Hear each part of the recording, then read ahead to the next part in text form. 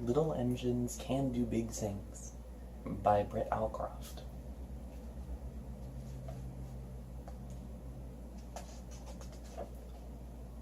Things were very busy on the island of Sodor.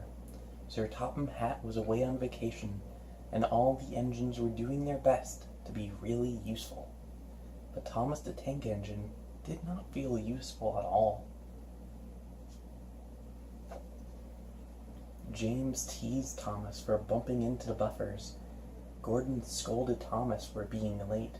They made Thomas feel unimportant. Important is big, Gordon told Thomas, and we are all big engines. You are small. Posse sprockets, grumbled Thomas. I'll show them. Little engines can do big things, Thomas said to himself, especially when they have nice blue paint like me. But just then Harold the helicopter flew by, making a cloud of dust. Thomas's nice blue paint got all dirty. Two nasty diesels made fun of Thomas. Let's start laughing now, they said, and they did. Thomas was determined to prove that little engines could be really useful too. That night, Thomas was right on time during his mail route. He even comforted Percy, who felt bad for being late. The next morning, Thomas saw Henry looking glum. "Morning, Henry," beeped Thomas. "What's the matter?" "I've got boiler ache," Henry told him. Thomas offered to fetch some special coal for Henry. "Thank you, Thomas," said Henry. "Special coal will make me feel much better." Thomas smiled and puffed away, feeling really useful indeed. Near a set of old buffers, Thomas set to work collecting the coal cars, but the last car was not coupled properly. Thomas didn't notice the coal car sliding quietly backward. He didn't notice mysteriously disappearing through the old buffers. It wasn't until later that Thomas realized the coal car was missing.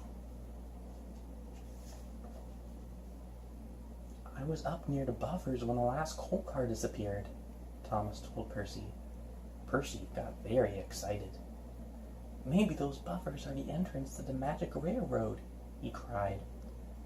The engine had heard the legend of the Magic Railroad, and of the beautiful golden engine called Lady, who gave the railroad its magic power.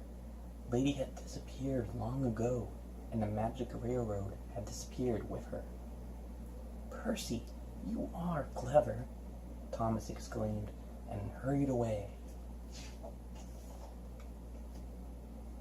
Thomas steamed back to the old buffers. He knew that bringing Lady back would be really useful, but he was nervous too. "What if I go on the Magic Railroad and my wheels don't work?" thought Thomas.